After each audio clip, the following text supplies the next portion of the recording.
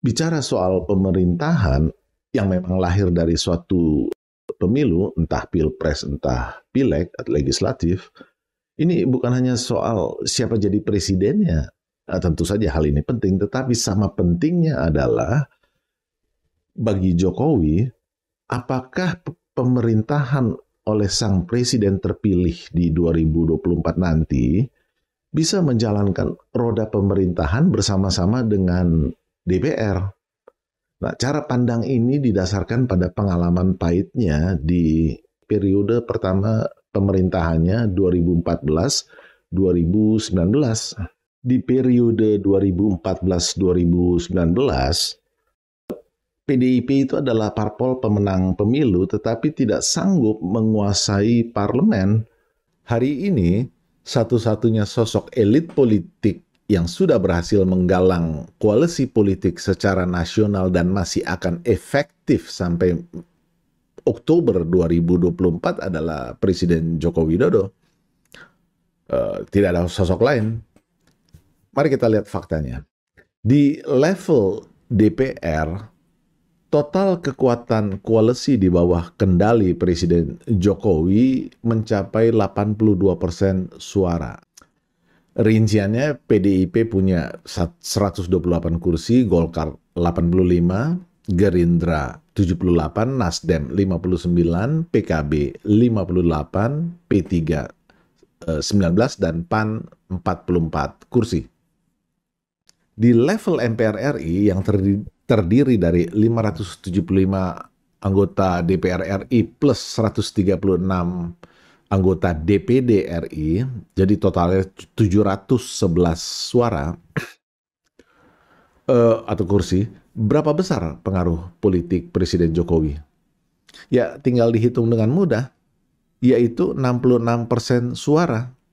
Ini artinya hanya kurang 3 suara dari rumus quorum kehadiran 2/3 untuk suatu pengambilan keputusan penting di MPR. Dan 3 suara yang diperlukan itu ada di antara para anggota DPD RI yang kebanyakan adalah afiliasi orang-orang parpol. Dengan kata lain, Presiden Jokowi hari ini mengendalikan penuh kekuatan-kekuatan politik di parlemen. Bang Yosef, selamat datang ke Cokro TV lagi melalui Zoom. Terima kasih Bang Sal, selamat jumpa kembali. Ya, saya jadi tergelitik nih untuk bertanya lebih jauh nih tentang khususnya mengenai Jokowi ya. Jadi sebenarnya mengapa Jokowi begitu ngotot dengan untuk memprioritaskan kemenangan kemenangan koalisi besar yang dia bangun selama memerintah ya. Dan bagaimana sih sebenarnya Jokowi melihat Pilpres ya, melihat pemilu kali ini? Gimana menurut Bang Yosef? Ya, terima kasih Mas Sahal. Jadi memang kita harus kembali ke kerangka trias politikanya itu sendiri. Itu kan sebutlah fondasi dasarnya perpolitikan kita kan. Bagaimana kekuasaan dibagi-bagi, didistribusikan. Nah, memang realitas politiknya itu kan ada di tahap pasca pemilu yang kita diskusikan kemarin gitu loh. Ya. Itu artinya setelah rakyat suaranya memberikan suaranya dan suaranya diambil oleh para politisi kan. Nah, yang konkret dari tahapan ini adalah pembentukan atau pengisian jabatan-jabatan di trias politika itu sendiri. Di eksekutif diisi oleh presiden yang kemudian membentuk kabinet, presiden yang dipilih oleh rakyat. Lalu legislatif juga dipilih oleh rakyat, mereka kemudian membentuk struktur pimpinannya di DPR. Ada fraksi-fraksi, ada komisi-komisi, dan sebagainya.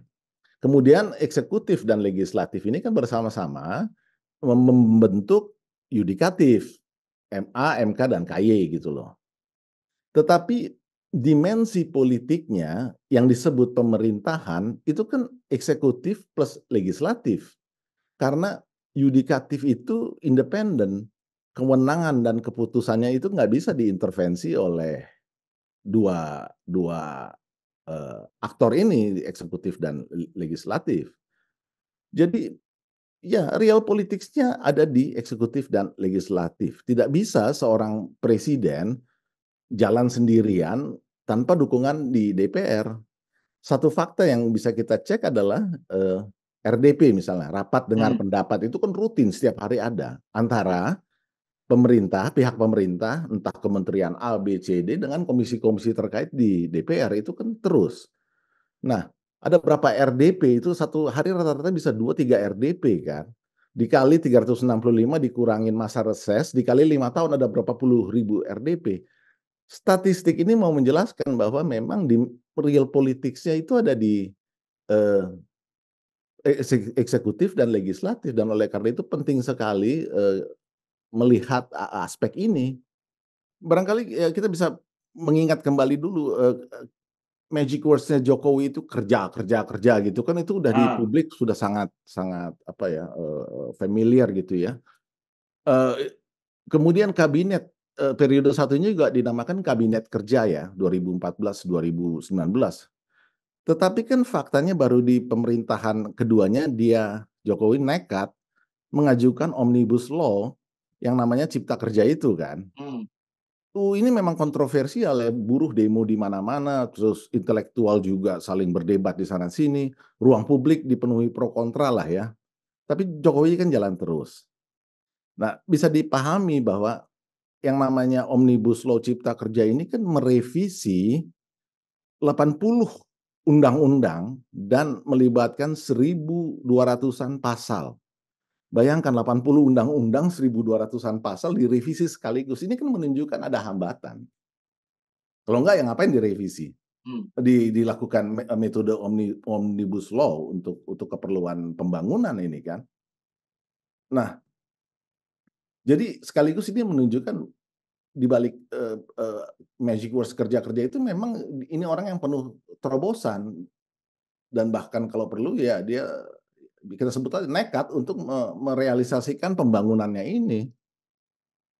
Jadi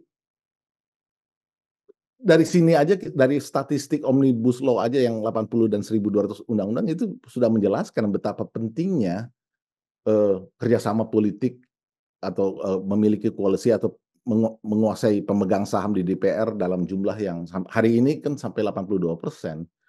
Cipta Kerja ini kan cuma 8 bulan sudah diketok. Yang kemarin kita bahas ya, IKN itu cuma 5 bulan.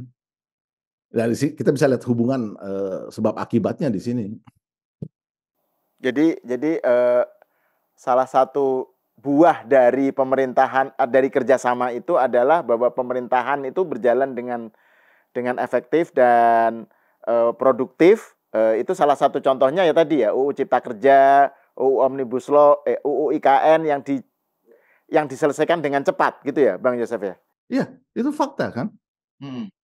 Nah kalau misalnya ini kan berarti Anda bicara mengenai politik pasca pemilu ya, ketika sudah koalisi itu terbangun dan Pak Jokowi mengalami sendiri bagaimana di awal pemerintahannya ketika koalisinya itu belum begitu terbangun, itu dia kesulitan gitu ya memuluskan agenda-agendanya gitu ya Bang Yosef ya. Nah, tapi masalahnya kan Pak Jokowi sekarang udah hampir lengser nih.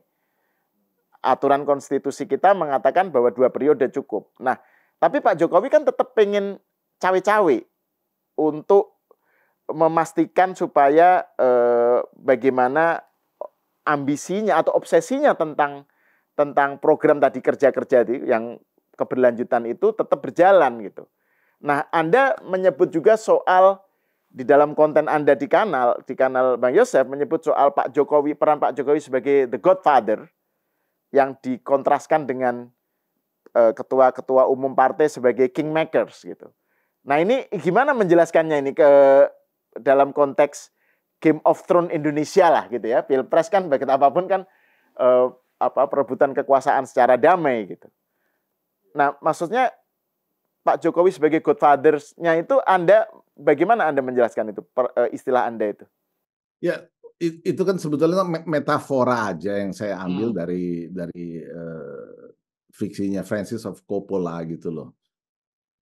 Jadi begini, sebutan Godfather untuk Pak Jokowi itulah justru karena amanat konstitusional untuk mencapres dan cawapreskan atau paslon, mengajukan paslon itu kan seturut Undang-Undang Pemilu 2017 adanya di parpol.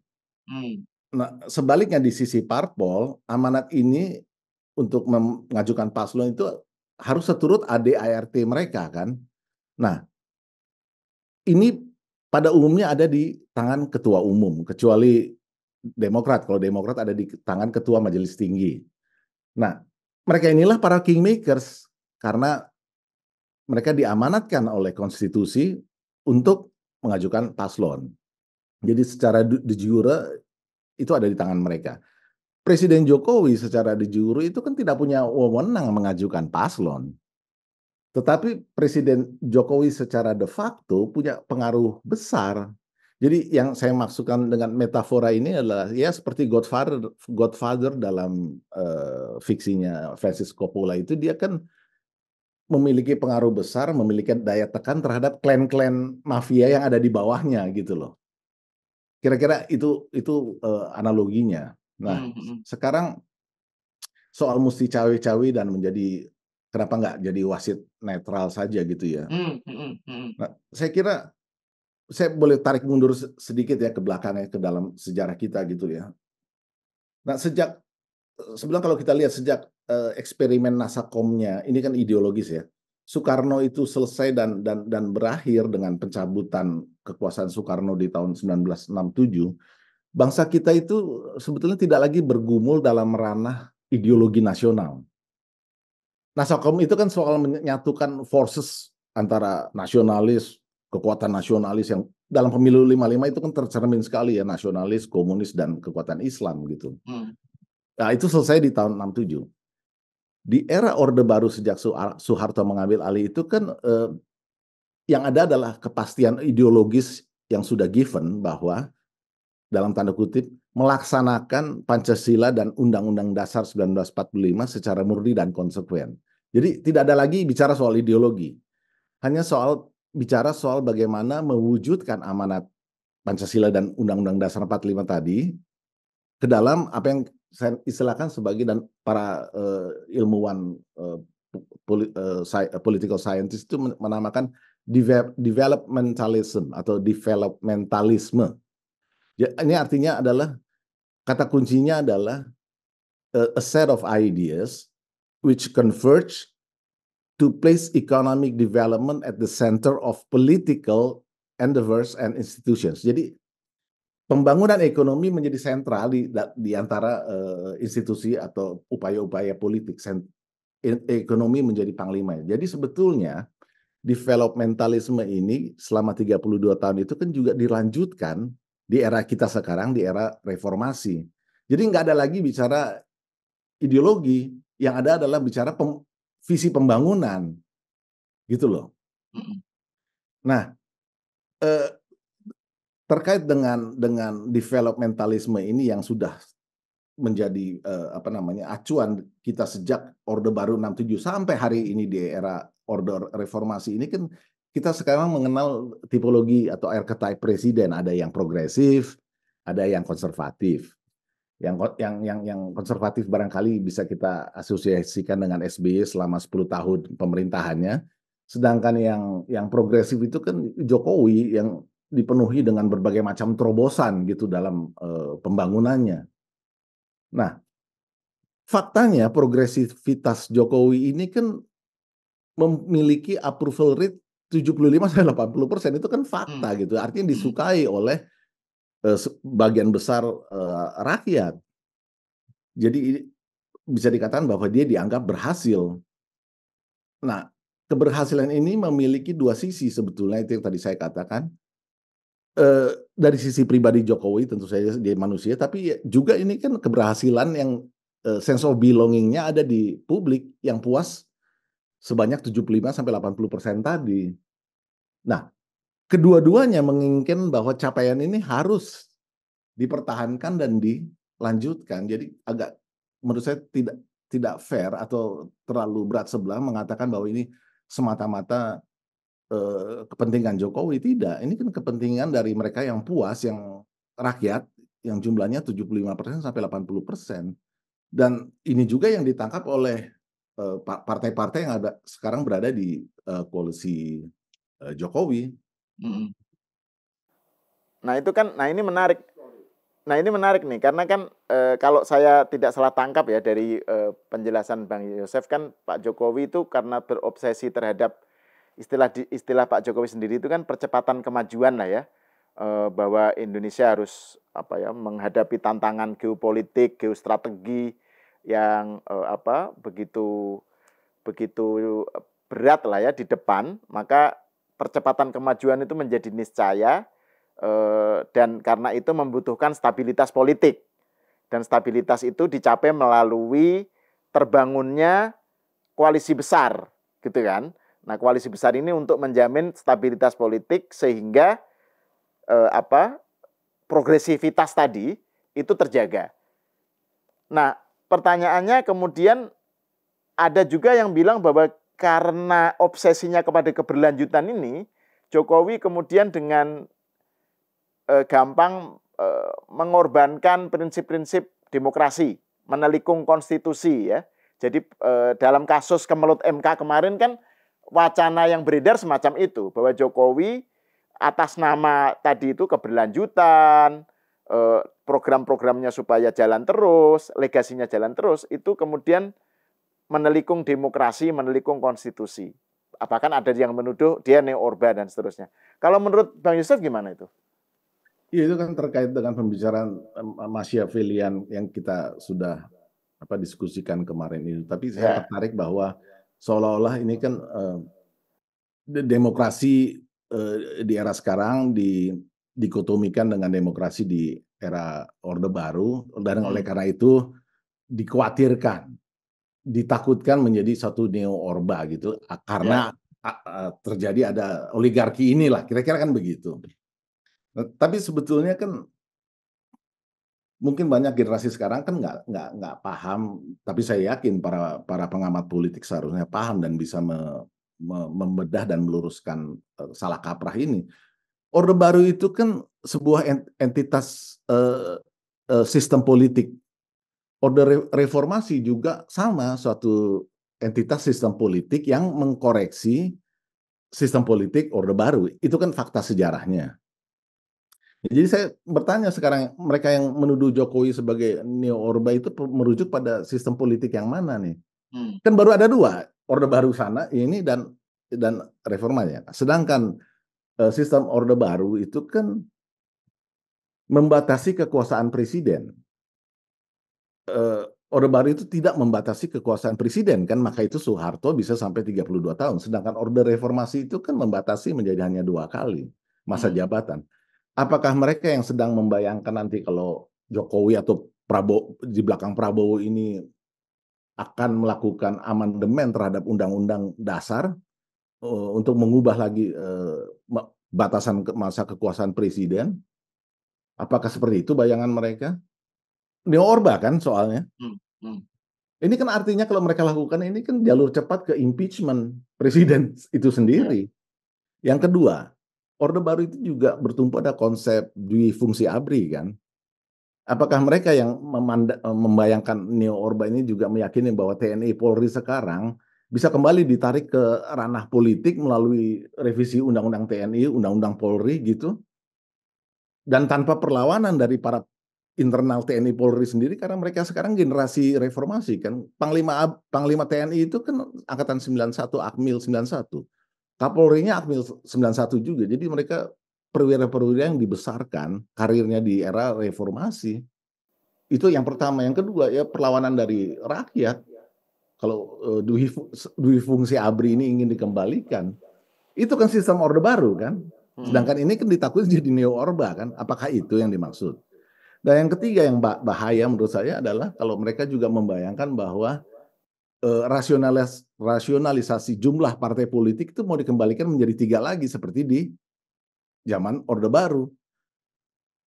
Ada partai nasional di kiri, di tengahnya ada Golkar gitu ya, nanti yang di kanan ada P3 gitu. Apakah seperti itu? Kalau ini sampai terjadi ya dalam bahasa Betawi bisa kita bayangkan ya, langsung presidennya akan langsung digebukin oleh parlemen itu sendiri, yang ada parpol-parpol itu pasti. Jadi yang ingin saya katakan apa itu sih neo orba itu apa? Ini kan soal sistem. Yang mereka bayangkan itu apa sebetulnya?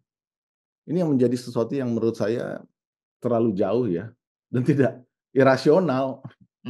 Apa? Definisikan dulu apa itu neo orba sebetulnya. Kalau yang di dalam wacana-wacana kritik terhadap Jokowi kan Jokowi dituduh melakukan praktek-praktek intimidasi terhadap kebebasan untuk mengkritik dia dan seterusnya ya. Terus juga sebenarnya yang juga tidak kalah penting itu yang disuarakan kalangan civil society itu adalah kekecewaan terhadap Jokowi yang menelikung demokrasi melalui tadi itu menabrak aturan konstitusi itu dalam kasus pencawapresan Gibran itu, Bang Yosef. Menurut Anda gimana itu? Jadi maksudnya oke lah, legasi Jokowi dipertahankan, dilanjutkan ya, keberlanjutan pembangunan, progresivitas pembangunan itu tetap gitu. Tapi kenapa harus menelikung aturan gitu? Itu sebenarnya kritikan juga terhadap Jokowi. Memang saya harus fair juga untuk melihat kenyataan bahwa ini kan jadinya begini. Kalau dalam meme-meme yang beredar kan ada paman, lalu ada si keponakannya yang jadi yang keponakan ini adalah anaknya presiden gitu loh. Itu kan meme itu nggak bisa bohong dan itulah yang mencerminkan atau merepresentasikan apa yang menjadi kekecewaan publik sekarang. Memang dari tahapan-tahapan yang ada terjadi di MK itu kan faktanya bahwa itu terjadi dan itu tidak bisa disangkal kalau asumsinya menjadi seperti itu, asumsinya, dan ya publik juga punya logika-logika yang menurut saya juga nggak bisa dikerdilkan sekalipun bukti-buktinya tidak bisa ditemukan gitu kan. Sebab di sini kan ada yang mengatakan mana buktinya gitu kan. Ya memang nggak ada karena putusan 90 itu kan konstitusional. Para ahli hukum mengatakan itu gitu loh. Profesor Mahmud, Profesor Yusril, Profesor Jimli mengkonfirmasi itu konstitusional, itu satu hal. Tapi kan ada masalah di MK-MK-nya itu yang memang juga mengkonfirmasi bahwa ada masalah ketidaketisan di situ gitu. Jadi sehingga yang dua hal ini masuk ke ruang publik gitu loh. Konstitusional tapi nggak etis gitu loh. Sehingga keluarlah meme seperti itu. Ya, saya akui ini memang tidak mudah. Nah, terus terang saya tidak bisa memprediksi kemana isu ini akan berkembang karena saya tahu bahwa dalam konteks campaign sehari-hari ini kan itu berusaha terus di-expose dan snowballing gitu ya. Tapi memang yang valid untuk melihat itu apakah salah satu parameter yang valid untuk melihat itu apakah approval rate Jokowi akan turun atau tidak. Itu yang pertama. Kalau itu kan objektif, fair dong. Nah, belum ternyata memang Kompas terakhir, tapi kan Kompas hasil kemarin itu agak beda dengan yang lain ya. Kompas tapi masih menunjukkan di angka 73%, sedangkan lembaga survei lain itu kan masih di sekitar 75-an. Iya. Ya kan kira-kira lah ya. So nggak gitu jauh lah. Itu satu. Itu yang objektif supaya bukan kata saya atau bukan kata Anda, tapi ini kata publik. Ini kan survei ilmiah. Ya kita lihat aja apakah yang kedua juga yang menjadi korban dalam hal ini seharusnya kan paslon 02 ya. Iya dong, ya kan karena ada Gibran-nya gitu loh. Nah, apakah elektabilitasnya juga akan mandek atau turun? Nah, kembali lagi di metode yang ilmiah yang namanya survei itu kan belum menunjukkan indikasi itu, malah yang terjadi adalah pasca Oktober dan November MK Oktober MK-nya itu kan malah naik gitu loh. Naik, ya. Nah, ini kan kata publik. Jadi bukan kata saya atau kata Anda, jadi menarik. Di sisi lain memang ini terus digaungkan gitu loh oleh pihak yang barangkali ada di yang 20 atau 25% yang tidak suka Jokowi gitu loh. Sementara yang 75-80% ini kan bisa mentolerir hal ini gitu. Itu yang faktual yang bisa saya sampaikan sebagai jawaban yang menurut saya paling objektif ya. Tidak perlu membela juga, tidak perlu menentang, karena menurut saya perasaan publik di balik meme ada Gibran, ada Paman Usman, lalu ada Jokowi gitu ya. dari paman untuk keponakan, di mana keponakan anaknya sih. Itu nggak bisa kita tentang juga, itu ada. Meme itu sebagai asumsi. Nah, kalau kita, setidaknya yang saya amati dari para Jokower ya, pendukung Jokowi yang kecewa itu, Bang Yosef. Kan mereka sebenarnya setuju dengan tadi itu ide keberlanjutan, percepatan kemajuan, soal keberlanjutan dan seterusnya ya, yang Anda sebut sebagai progresivitas lah ya, dalam pembangunan Jokowi yang mensyaratkan adanya stabilitas politik, sehingga penting membentuk dan melanjutkan dan merawat koalisi besar gitu kan, supaya nggak direcoki terus gitu. Nah, itu setuju dalam poin itu, tetapi kemudian menjadi masalah ketika Pak Jokowinya tidak menjadi wasit yang netral yang Anda sebut tadi, malah cawe-cawe ya untuk Pilpres nanti. Dan bukan hanya itu, Pak Jokowi ended up mendukung atau paling nggak berada di sisi Prabowo Gibran. Nah, ini yang menjadi pertanyaan, kalau memang keberlanjutan, kenapa Prabowo Gibran, kenapa bukan Ganjar Mahfud gitu. Terus kemudian Prabowo emang identik dengan Jokowi, kan yang justru menyerupai Jokowi itu kan justru Ganjar gitu. Itu yang muncul. Jadi harusnya kan kalau pakai logika keberlanjutan itu diteruskan, kan mestinya Pak Jokowi itu dukungnya Ganjar, bukan Prabowo gitu. Gimana menurut Anda?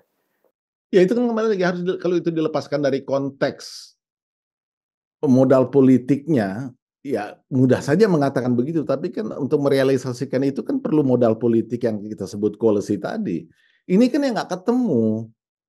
Betul, kalau mereka mau bicara begitu, sebenarnya mereka harus juga mengerti bahwa ide dasar dari Jokowi itu Prabowo Ganjar. Fair dong. Jangan yang itu dilupakan. Ya. Itu memang ada di belakang layar, banyak publik yang tidak tahu, tapi mereka yang ada di elit tahu persis. Harus dibandingkan dengan bahwa ide utamanya adalah Prabowo Ganjar. Jangan dipotong di fragmen. Kenapa Gibran? Kenapa nggak Ganjar aja? Ide utamanya Prabowo Ganjar kok. Nah, pertanyaannya adalah kenapa Prabowo Ganjar yang nggak berhasil? Itu yang kita bahas di podcast yang lalu kan. Diperjuangkan dengan setengah mati, begitu susah, dan ya silakan nonton podcast yang sebelumnya di Cokro TV. Itu kan sudah. Dan nama Gibran ini kan sebetulnya kalau Anda melihat timeline itu kan baru ada di pikiran Prabowo itu setelah di pertemuan di Solo itu, di silaturahmi kan, itu kan April ya, tanggal 20-an. Baru mulai masuk karena mengantisipasi ya deadlock. Ya mereka yang mengatakan kenapa nggak Erick Thohir aja? Mereka nggak mengerti ada masalah di dalam koalisi yang sekarang disebut Indonesia Maju ini kan, masing-masing ingin jagonya yang jadi. Dan itu tidak mudah. Dan faktanya mereka semua sepakat bahwa kalau ini Gibran, itu akan menyelesaikan masalah. Nah, saya ada satu poin lagi yang ingin saya sentil di sini, bahwa memangnya orang-orang pinter di Golkar, orang-orang pinter di Gerindra, orang-orang pinter di PAN, itu menjadikan Gibran hanya karena dia anak presiden, atau juga karena mereka melihat bahwa orang ini, anak muda ini punya prestasi yang bagus. Apakah semata-mata karena anak presiden? Saya kira enggak. Sudah pasti juga di internal mereka akan ribut kalau ini hanya semata-mata karena anak presiden dan nggak punya prestasi. Kalau Anda ke Solo sebetulnya dan mau secara dingin dan objektif mengamati 2 tahunnya Gibran, ya ini yang ngomong mesti orang-orang Solo. Dengan dibalik 17 program dia yang sebagian besar sudah realisasi, kayak masjid, Al-Sayed itu, lalu Islamic Center-nya, macam-macam, keraton. Ini kan sebetulnya di balik 17 itu bagaimana anak muda ini bisa memberdayakan Solo yang diukur dari pertumbuhan ekonominya yang di atas nasional. Ini kan prestasi Solo itu sekitar 6%, ya nasional kan di 5%-an. Ini kan fakta, ini kan hasil kerja yang konkret yang bahasanya adalah bahasa BPS, Biro Pusat Statistik, yang dipercaya oleh seluruh bangsa Indonesia, bukan kata versi di versi itu. Jadi karena mereka melihat 17 ini sebagai representasi dari keberhasilan anak-anak ini bukan karena anak Jokowi saja, ada faktor objektif yang memang mereka lihat. Mungkin dia bukan orang yang eloquent seperti Anies Baswedan, ngomongnya nggak bagus, tapi kerjanya sangat bagus. Nah ini mesti ditanyakan ke masyarakat Solo, jangan orang nggak di Solo ngomong tentang Solo. Nah kalau terkait dengan itu Bang, soal ini kan saya mau mengaitkan dengan ini, dengan perkembangan terbaru mengenai bagaimana sikap PDIP dan pendukung Ganjar Mahfud terhadap Jokowi lah ya. Kan setelah keputusan MK itu, kan kemudian PDIP dan kalangan pendukung Ganjar, sebagian kalangan pendukung juga kan melakukan strategi ofensif kepada Jokowi kan. Tapi kan kemudian sebagaimana dikonfirmasi survei-survei, strategi itu ternyata justru menurunkan elektabilitas Ganjar Mahfud. Nah, sekarang direvisi nih. Strateginya menjadi semacam upaya restoring ya, memulihkan kembali image mengenai kedekatan Ganjar dengan Jokowi. Jadi ini kembali ke soal narasi tadi. Jadi ini kan kita katakan aja setuju pentingnya keberlanjutan, ya kan? Percepatan kemajuan. Nah, pertanyaannya siapa yang paling Jokowi? Kan itu pertanyaannya sekarang. Nah, menurut sejumlah pendukung Jokowi yang merasa bahwa Prabowo itu bukan calon yang cocok, yang paling cocok tuh sebenarnya Ganjar gitu. Jadi ini soal kenapa Prabowo, kenapa bukan Ganjar itu masih menjadi pangkal perdebatan gitu Bang. Tentang tadi itu estafet keberlanjutan itu. Jadi kenapa Prabowo? Seberapa identik Prabowo dengan Jokowi? Kenapa nggak Ganjar yang lebih merakyat dan seterusnya? Gimana menurut Bang Yosef? Kembali lagi bahwa yang kemarin kita bahas, memang skenario awalnya itu kan Prabowo Ganjar, mengingat Prabowo lebih memiliki, ini kita persingkat aja, karena Prabowo lebih memiliki pengalaman coalition making. Dan ini sangat penting. 2014, 2019, dia ketua partai. Sedangkan Ganjar itu kan kader biasa. Dia memang makomnya tidak untuk coalition making. Bukan makomnya dia, makomnya itu kan ketua umum. Ini fakta keras yang harus diangkat terkait dengan kerjasama politik atau koalisi besar gitu. Dan memang Prabowo lebih punya leadership dalam hal itu. Bukan salah Ganjar ya, Ganjar karena kader biasa saja. Nah, kembali lagi jangan lupa sebetulnya skenario the original scenario was Prabowo Ganjar. Harus selalu diukur dari situ, bahwa terjadinya tidak seperti itu kan karena terjadi perubahan-perubahan yang terpaksa membuat improvisasi baru along the way. Jadi kalau publik ingin menanyakan itu, ya itu sebagai konsekuensi dari perkembangan yang kita udah bahas di atas kejadian-kejadian kronologis yang sudah kita bahas di podcast yang pertama. Jadi pertanyaan itu sebenarnya naif gitu, kayak menyesali nasi yang sudah jadi bubur. Ya dong, karena fakta perkembangan kan nggak gitu. Awalnya kan maunya itu disatukan, selesai, efisien, efektif. Satu putaran langsung cetak birunya jadi, tinggal kerja. Ya. Nah, jadi alasan kenapa Prabowo Ganjar instead of Ganjar Prabowo, karena Prabowo punya kemampuan coalition making itu ya. Sementara kalau Ganjar enggak gitu, menurut Bang Yosef gitu? Belum. Belum, karena memang belum teruji kan faktanya. Oke. Ya. Mungkin akan, tapi ya mungkin setelah dia jadi presiden 1-2 tahun ya mungkin Ganjar juga akan belajar cepat ya. Dan Megawati sebagai orang yang mengambil opsi strategi memenangkan partai dulu, setelah itu baru mikir koalisi, menolak gitu ya opsi yang diusulkan sama Pak Jokowi itu gitu ya. Dan selain itu juga kan kalau kita lihat komposisi sebagai pemegang saham yang koalisi ini kan kalau Anda hitung kan kira-kira 47% sahamnya. Sementara PDIP ini kalau dihitung kursi ya, PDIP itu kan 22%. Ini kan presidential threshold, jadi ngitungnya kursi. Sehingga tentu saja yang 47% ini kan juga berada di belakang Prabowo kan. Faktor ini juga mesti dilihat, kan koalisi itu kan ada pertemuan antara ini dan ini gitu kan. Sehingga kompromi-komprominya juga harus membicarakan fakta. Kita 47% loh, memang PDIP 22%, dan dengan itu dia memang punya hak presidential threshold untuk mengajukan sendirian, dan itu dieksekusi oleh Megawati akhirnya. Tapi di tahap-tahap ini kan sebenarnya ini juga jadi, ya dong, kami gabungan 47%, kok Anda cuma 22% gitu. Walaupun di sebaliknya Megawati juga ya, tapi kan calon saya paling tinggi elektabilitasnya, partai saya paling besar gitu loh. Presiden saya itu kader saya. Nah, tadi yang soal kenapa jadi pada drop, ternyata kemudian waktu membuktikan bahwa ternyata elektabilitas Ganjar dan PDIP ini sangat tergantung dengan faktor ketiga ini, approval rate Jokowi. Ketika Jokowinya dipersepsikan sebagai penerus Prabowo, kan terjadi migrasi nih. Ketika Prabowo dipersepsikan penerus Jokowi. Prabowo dipersepsikan sebagai penerus, terjadi migrasi nih kan dari para pendukung-pendukung yang puas-puas ini.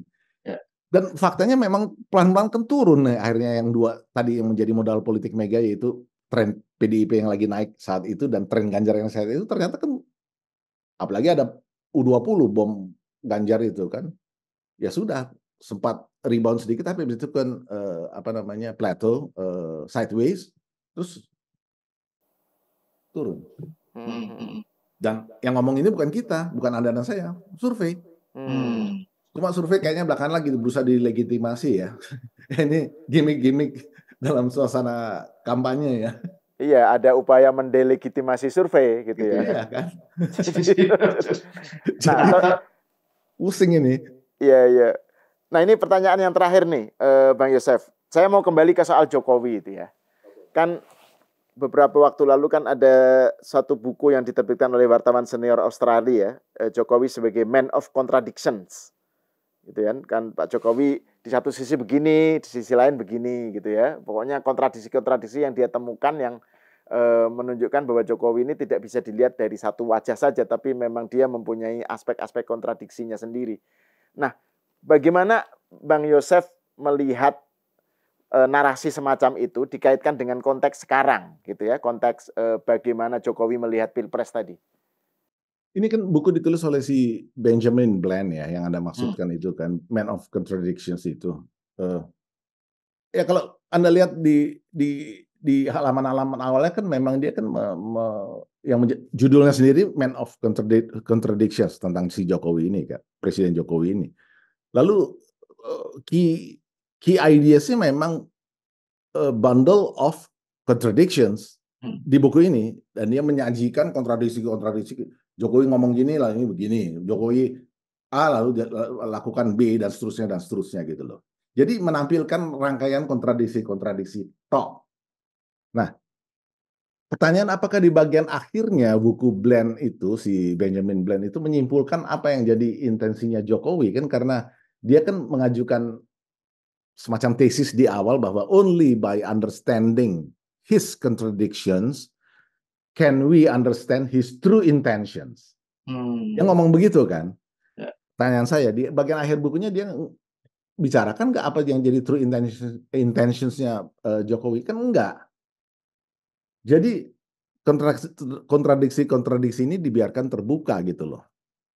Gini, jadi bahwa manuver Jokowi dalam 8-12 bulan terakhir, terutama sejak September kemarin ya, itu kan memang dibahas banyak pengamat. Ya hampir semua mengakui bahwa memang sulit membaca Jokowi kan.